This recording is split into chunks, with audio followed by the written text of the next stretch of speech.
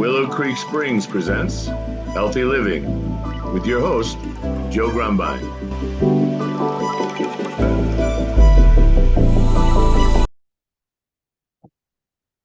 Well, welcome back to the Healthy Living Podcast. I'm Joe Grumbine, your host, and today we have a very special guest. We have Dr. David Allen with us, and I have known Dr. Allen for, probably going on close to 15 years, I think. It's been a good long while.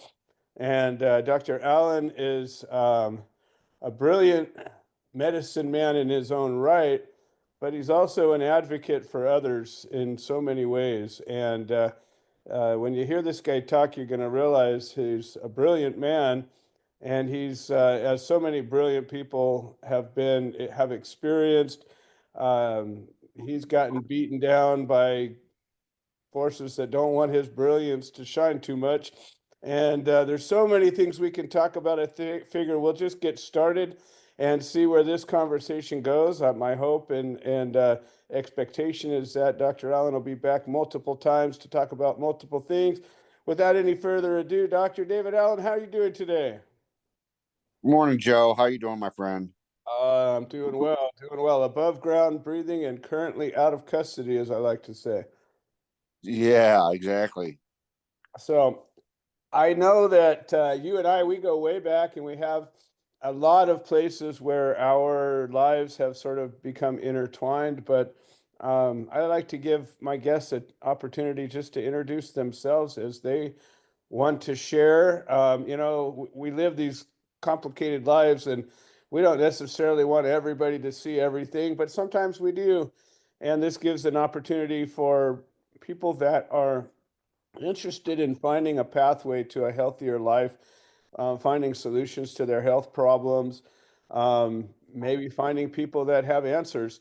That's why people are listening to this show, and I think that you've got insights on both problems and solutions here. So, why don't you just let our listeners know, how did you and I come to meet each other, and how did you even come into becoming a doctor for that reason? I mean, you're a thoracic surgeon. It's not like every day you run into a regular guy who has cut open split people's sternums and reached out and touched human hearts while they're beating. I mean, that's kind of it's kind of an honor to think that I'm talking to a guy who's done some things that I've never certainly done.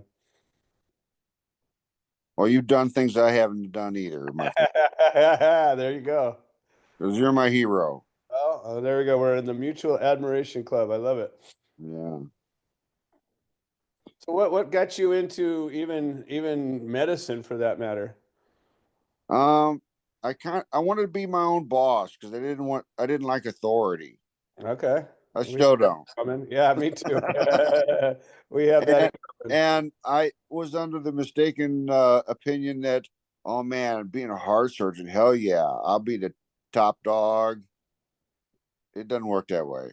Yeah. Yeah. There's only a few top dogs out there, and they're not generally sitting where you think they're gonna, right? Right. So, but you got into this. I mean, you obviously had a knack for it. I mean, you're a renowned surgeon. You've done a lot of groundbreaking things. You were a successful physician. So, how do you go from that to how we met? When I met you, you were doing some totally different things than heart surgery, and you were helping people in maybe even a more dramatic way in some cases. At least you're helping more people, I would say. Well, it's a circuitous path, no question. So, uh, what I didn't know about was when I entered medicine was the scam. And whenever you're making money, everybody else try to get a piece of that. Hmm. And so I had to go through residency, 8 years of working 36 hours on, 12 hours off, every other, working 120 hours a week. People don't understand staying awake 120 hours in 1 week. Yeah. And so I worked my ass off and I started looking for jobs, and you have to have malpractice insurance to work at a hospital. Sure. And that's the thing. So I was paying over $1,000 a day for malpractice insurance to operate at this hospital. And so basically, the insurance company was making half of my salary, and all they Wow. had to do was sign a piece of paper, and I had to work 120 hours a week for 8 years to do that. Wow. And so there was a political thing here at this hospital. I worked at Senior River Hospital, and they were stealing money from the retirement of the employees. Wow. And what they did was they had one heart surgery program at one hospital, Senior River, and the sister hospital, they didn't do heart surgery there because they didn't have a program set up, and they decided they wanted to start a secondary program. We were only doing 120 cases at the primary hospital, and to do that, they wanted to close the cardiac surgical ICU with specialized nurses, specialized equipment, and specifically, they wouldn't take care of anybody that had wound infections. Wow. And we had the best mortality and morbidity in the state. And it was expensive because they had to have 3 shifts of nurses. And we were only doing 120 cases a year. And so it was expensive for them. And they decided they're going to close that and force the surgeons to recover their patients in surgical ICU. And this real scam was they were stealing money from their employees' retirement, and they obfuscated everything by starting this secondary heart program in Ocean Springs. And since I opposed them closing the cardiac surgical ICU, they had to get rid of me. Ah. So the the second chief of administration here was on the grand jury, and he used to brag about it. And the grand jury indicted me, and I think Senior River Hospital had a member on that grand jury that indicted me. Wow. And so they ran me out of town financially, and I had to. So I was trained as a heart surgeon, and it's hard to go to a new hospital because you Right. still got all these troubles. And so I thought, well, hell, I should start studying the cannabis sciences. So I So had, how did you leap from one to the other? I mean, you have well, spoken even pretty dramatically about how they don't teach you about cannabis in medical school. no, yeah. Well, so they were getting ready to run me out of town, and they came to me and said, look, we're going to take away your privileges to operate here, and we'll give you $50,000 if you go away and don't sue us. And I had somebody negotiate, and I got $150,000, and I used that money to pay off the blue hole. And Okay. so I had a little bit of money, and I'm thinking, And, well, and fuck. and just so for our listeners, the Blue Hole is a piece of property that you have there in. Yeah, it's a 48-acre lake estate, and it's quite valuable. And the hospital wanted to run me out of town, so I all of a sudden I don't have operating privileges, and I got a little bit of money. I'm thinking, well, wait a minute, I gotta like change directions. So I Mhm. knew about the cannabis sciences, but it's not taught in medical school. So I spent a bunch of money on books and videos and stuff. And you know, they were trying to make it like cannabis had no medical effect, and these people just want to get high, and Right. it doesn't help you at all. And Right. I saw this video, In Pot We Trust, and it Mhm. had this lady on it that had a real bad stuttering problem, Okay. and she has cerebral palsy, and she tries to order a pizza, and she can barely talk, and the pizza guy gets frustrated, and she gets frustrated, and she goes downtown to Kansas City to a place I used to go had a restaurant we used to go to, and Uh-huh. she buys this little bag of pot and puts a little tiny piece of the bud in a little brass pipe and takes one hit and Uh-huh. can talk fluently.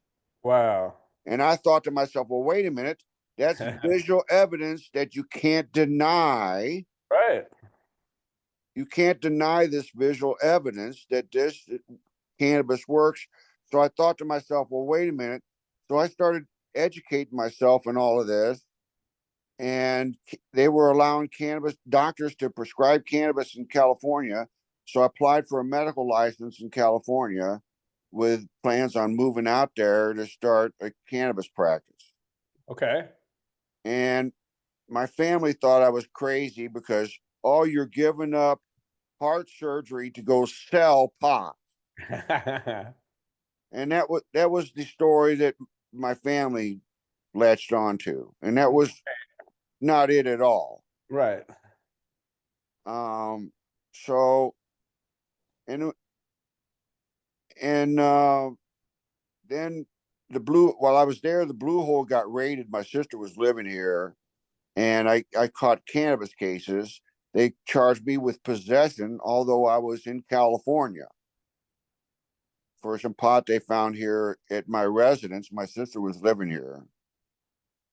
And so there was a big cannabis case on me, and a bunch of crazy stuff happened. And I was a victim of the drug war, and they were trying to profit by stealing my property. And one of the most proudest times of my life was when I was in handcuffs. They were taking me through a perp walk in the courthouse, Mm-hmm. and I know that I was one. in a black t-shirt, my long hair disheveled, and in handcuffs. Yep. And they walked me by a gauntlet of news video reporters and stuff. Right. And I pointed my handcuffed fingers at the narc, and I said, these guys are trying to steal my property, my children's inheritance, Daniel and Tommy Allen. They're trying to steal the Blue Hole from my children's inheritance. Wow. And that video still is somewhere, but I'd like to get a copy of it. But yeah, heck yeah. So that started my thing. And when I got to California, and I was looking for cannabis help, and there was Americans for Safe Access. Yep.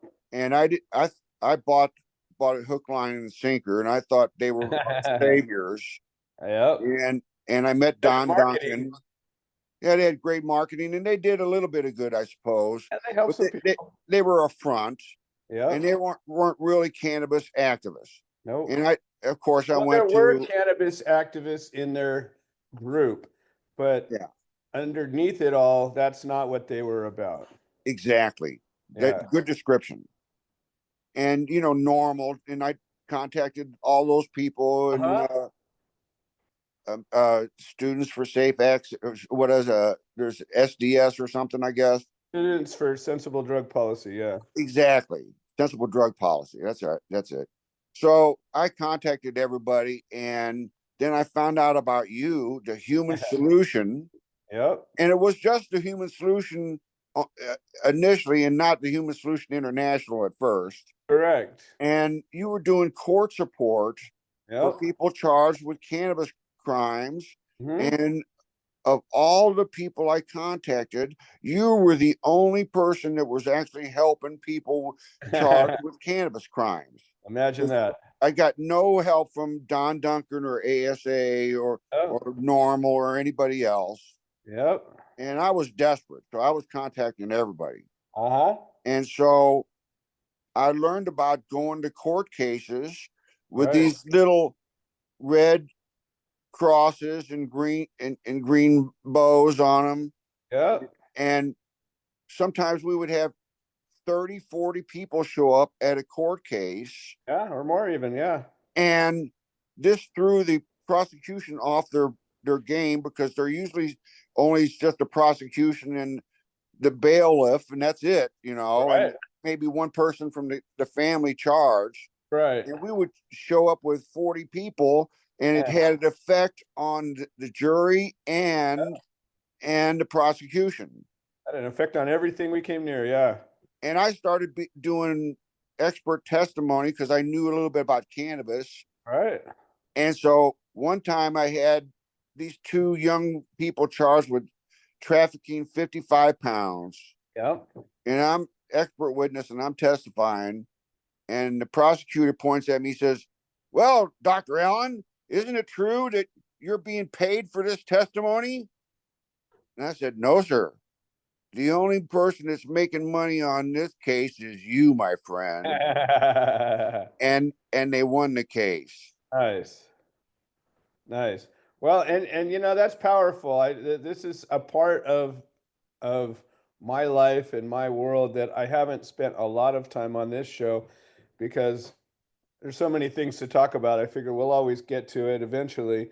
And for the people that don't know my relevance in this conversation, when Dr. Allen came to find me when I was running the Human Solution, I started the Human Solution because I did the same thing he did. And I got a case for helping people and, operating legally in the state of California. And I was accused of being a drug dealer, just like you were. And I went to the ASA and Normal and all those people, and they didn't have shit for me either. The only thing they did have is they let me speak at their meetings. So I was able to go to their meetings and talk about my case and say, hey, I'm looking for help. Anybody wants to help, come and let me know. Eventually, out of that, we had enough people that were willing to participate that we created the Human Solution and we're able to make out of all these other groups where there might be one or two or five people in a whole group that was worth a damn, if you want to be frank about it, with regards to this mission of bringing people into courtrooms. We found them, and I went over to Lanny's group. I went over to the Normal group, the ASA group, all everywhere I could speak, and eventually we'd find one person, one person, one person, and that's where the Human Solution came from. And then eventually we found people that, this was my local case in Southern California that I was trying to get support for, but eventually we got support enough that people started reaching out from other places like Northern California. And Tom Corby was one of the first people that reached out to me, and that's through you that I think he gave you our contact information, and we were able to build local support up there. And that was really the beginning, the genesis of that organization that ran for 15 years and supported people all over the country and even in other countries. It became international, and we did a lot of work in other countries as well. But my point is that this conversation is about health and not only the element of cannabis, a plant that can be medicinal, that's been demonized and we've been told it's not medicinal at all. In fact, it's harmful. To determine that you, a man that's gone through extensive education and training, discovered this and decided that it was important enough to become involved with and even risk your family and your life, your freedom, coming all the way out to another state. And California isn't known to be a particularly friendly state to anybody. We're pretty much assholes. But you were willing to do all that. And then not only that, when you got in trouble, you reached out to a community, which we talk about here all the time about the importance of community in a healthy life. And you found at least some bit of a community that you were able to connect to and ultimately find your way, to where you got. And I think it's really important for people to understand that, our conversation here isn't just about a solution to a medical problem. It's about the big problems. And a lot of the big problems are about information and disinformation and suppression. And, it's funny how we get sort of distilled into being a conspiracy, right? But what is a conspiracy? It's an acknowledgement or an understanding that something's happening that shouldn't be happening. That's all a conspiracy is, right? Right. Well, we turn that into such a demonized word, right? You're in a conspiracy, so therefore you're bad or you're irrelevant or you're wrong. But that's not true at all. Just because I'm paranoid doesn't mean you're not after me. And people don't realize that's an actual Yeah. truth, you know? And so you've come upon some information that is not only important, but it's an information that's being suppressed to the point where people have lost their freedom, they've lost their lives, they've lost their children, they've lost their jobs, they've lost their property, they've lost everything there is to lose. What the hell is so important that that needs to be suppressed and to be involved in the resistance of that, which of course I am as well, is a pretty important thing. And I think that that's one of the reasons we have this podcast, so people can look under the hood and see, well, what's really happening here. So, Yeah.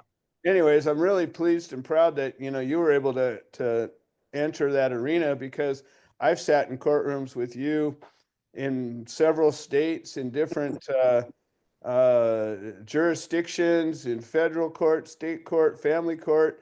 And, even to have some effect, you were able to come in as an expert witness. I've been able to testify as an expert witness a few times. Anything we can do, even if it's just walking in silently with our little green ribbon with the red cross on it and just being there to be supportive, if that's the only thing we did, it's important and it has an effect. But if we can do more than that, hey, that's even more. So it's an important aspect for people to recognize, when we get into these conversations about, court and the powers that be and all this, we're sharing experiences that happen to us. And I think it's important that people get that. All right. So, Well, today I want to share some Dr. Allen dictums. oh, good. I love it. I love it. Now, And a you're good at that. dictum is a statement that you cannot, it's irrefutable statement. You can't Nice. argue against it. And if you argue against it, you will suffer the consequences. I love it. Okay. And so there's like surgical dictums. Okay. Okay. So one surgical dictum is exposure is everything. If you have good exposure, you have a good operation. If you have bad exposure, you have a bad operation.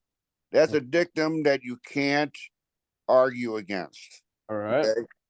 And so some Dr. Allen dictums are a big dog equals big dog turd. Little dog equals little dog turd. If you argue against that, you suffer. I All right, love it. all right. Now, another dictum of Dr. Allen is everything you hear, 100% of it is a lie, and you just got to figure out where the money is, and that'll tell you what the lie is about. I couldn't agree with that more. There's an old adage of follow the money, and Yeah. that's where the truth generally lies. And another dictum is every company making every product are criminals, and they have one objective, is to sell the product, get it off the shelf, get the money, and whatever happens afterwards is not of their concern. So they have no concern over safety. So never believe anything that any manufacturer says. Any product they make is subject to scrutiny. And that especially goes for the pharmaceutical manufacturers. So never believe anything they say. Everything they say is a lie.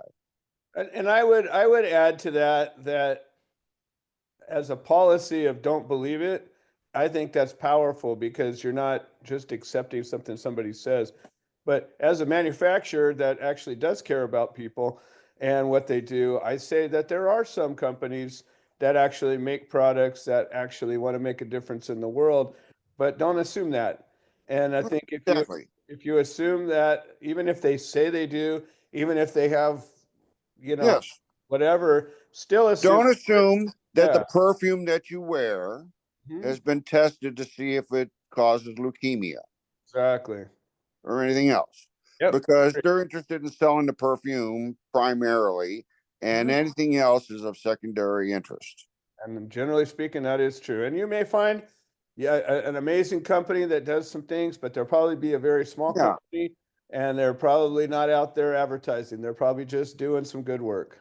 All right. So this is a good segue Huh? into food fraud Ah, and metabolism. all right. Okay. So uh, the biggest thing that I'm onto right now is fake food, Mhm. and seed oils are fake Mhm. food. They're actually, people don't understand this, they're actually plastic.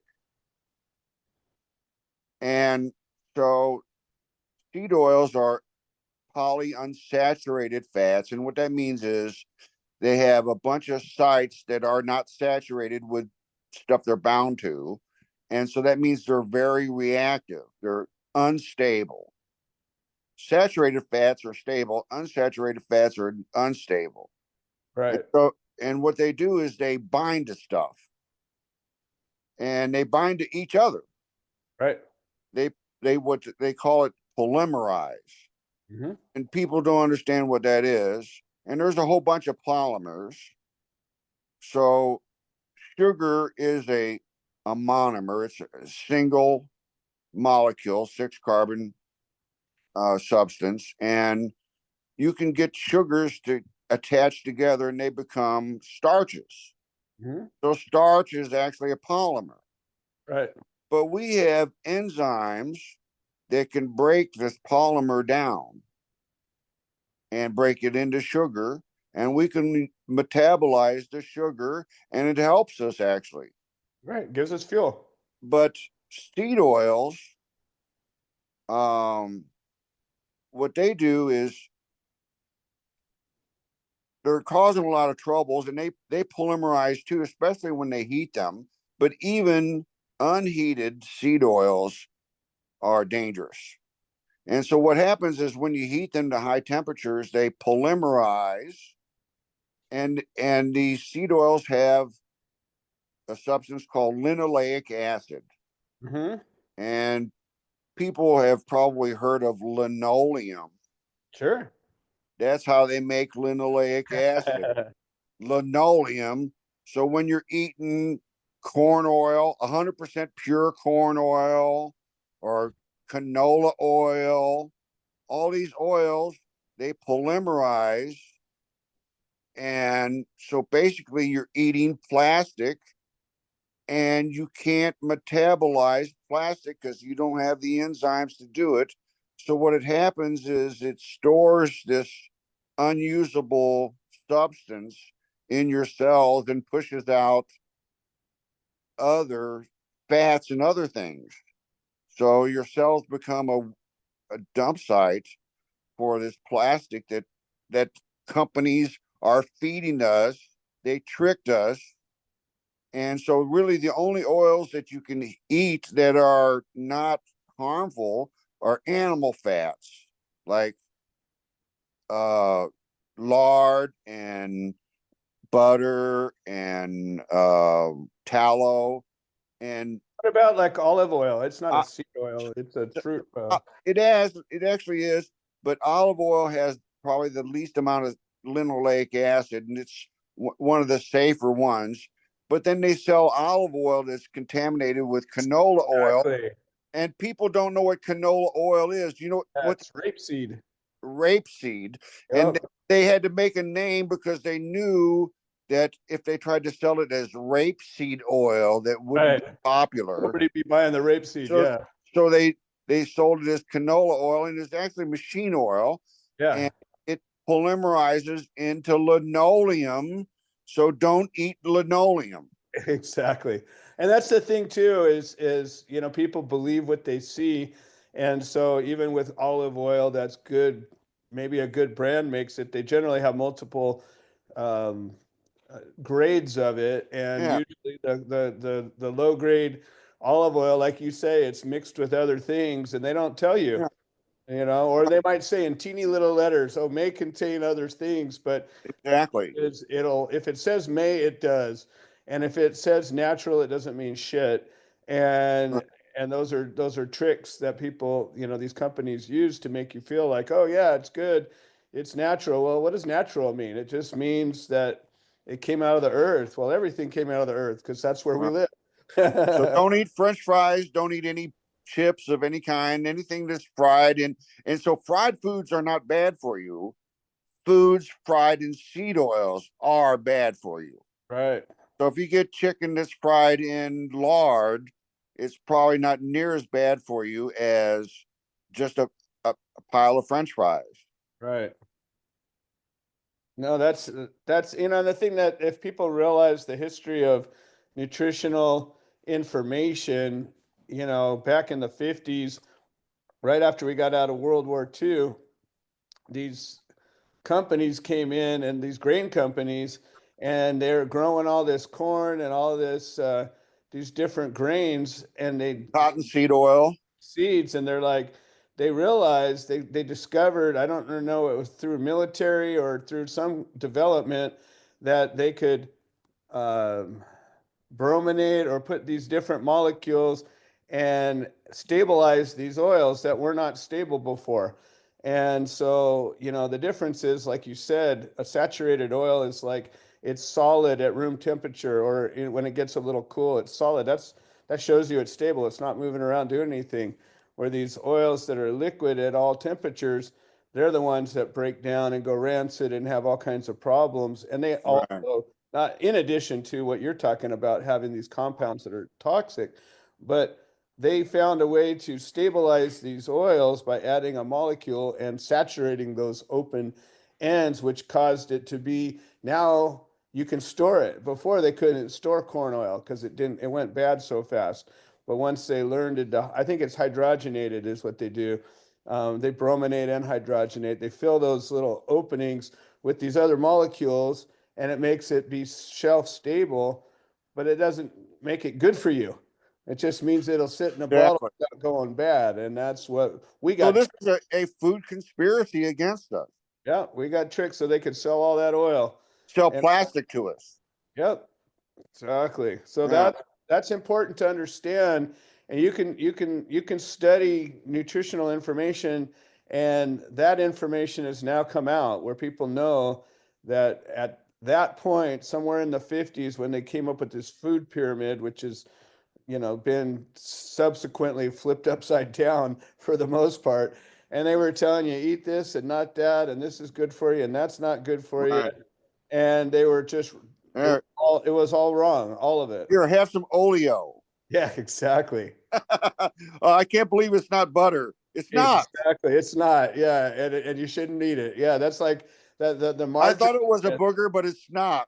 Exactly.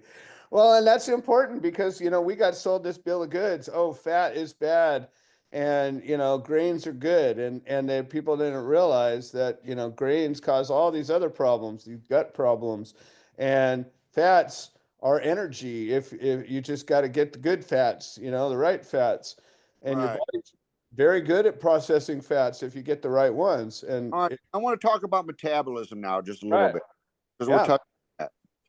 So, uh, if you ask most cannabis activists where CB1 and CB2 receptors reside, they'll tell you. Hmm. And they'll tell you the CB1 mostly is in the brain. And they found out that so the CB1 receptors on the cell membrane. It's also on the nuclear membrane and on the mitochondrial membranes. I don't know if you knew this or not. But it's mostly involved in the brain and nervous tissue. And CB2 is mostly on immune function system things. And if you ask the activists, why are the CB1 receptors located in the brain primarily? they'll stare at you with a blank look. And the You're right. reason is, this is my theory. The reason is the brain burns glucose as a primary fuel, and everywhere else, muscles and everything else burns ketones, which are fatty metabolites. Mhm. And I don't think that's a coincidence, because that's another Dr. Allen dictum. There's no such thing as a coincidence. I Okay. agree with that. So if the brain burns glucose primarily and the CB1 receptors are located in the brain primarily, there must be association, Makes sense. right? And so I think that CB1 receptors are responsible for glucose metabolism.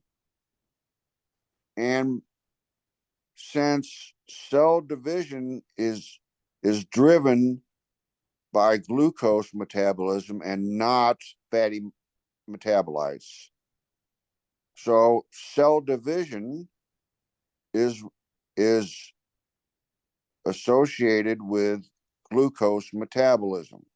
Okay. Especially rapid cell division has to rely on glucose, because cancer cells can't metabolize fat.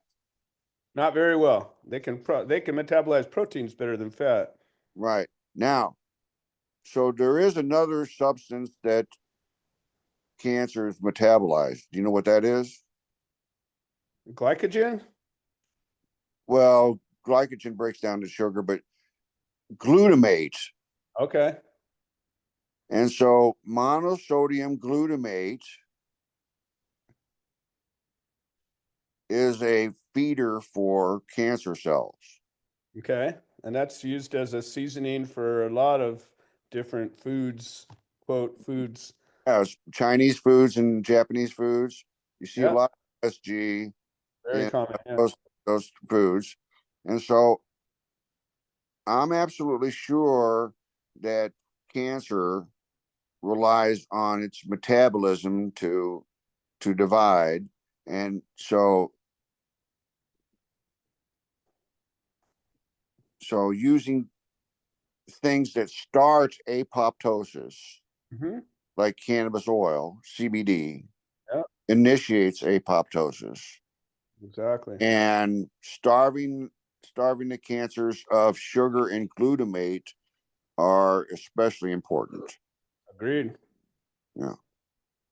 Well, I think that is a good chunk of information, and I think it's important because as I've been battling my cancer and studying, you know me, I'm a researcher. So when I find out that I've got a problem, I'm going at it with every possible solution that might be at my fingertips. And so I'm exploring, and everywhere Yeah. I go, people are telling me, you got to do this, you got to do that, you Yeah. can't do this, you can't do that.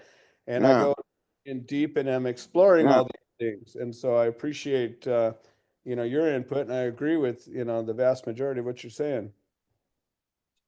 Well, it's important to you because your whole family depends on it. Exactly. It's not just you, it's your family. Agreed. Agreed. God Agreed. bless the family. Well, thank you. And I know that, one of the reasons that we're having these conversations is because I will defeat this. And when I do, I will become an expert at defeating this. And, that's one of the things that you were never afraid to get out there and do things, even when you weren't sure and you didn't know. You're willing to put your foot forward and learn it as you're going. And that's what I do as well. And I think that I know 100% that I can beat this. I know 100% that there are natural solutions that don't require the lies of radiation and chemo and all the things that they, tell you it has to be or it can't be. I know that those things are not true, and I know that the answers that we have, just as you're talking about with diet and things like cannabis oil and other natural solutions, that's the route I'm going. And you watch, when I All get right. done with this thing, I will demonstrate and be able to prove that what I did worked. God bless you. Well, God bless you too, and Dr. Allen. You know, you and I have had conversations over the last 15 years about all kinds of deep subjects, and I'm looking forward to having you back on soon, and we can talk about any of these, machinations that you get rolling on, and All right. I think it's really powerful. So, thank you for All right. joining us today, and we will see you next time. So proud to know you. God bless. Likewise. All right. Bye-bye. This has been another episode of the Healthy Living Podcast.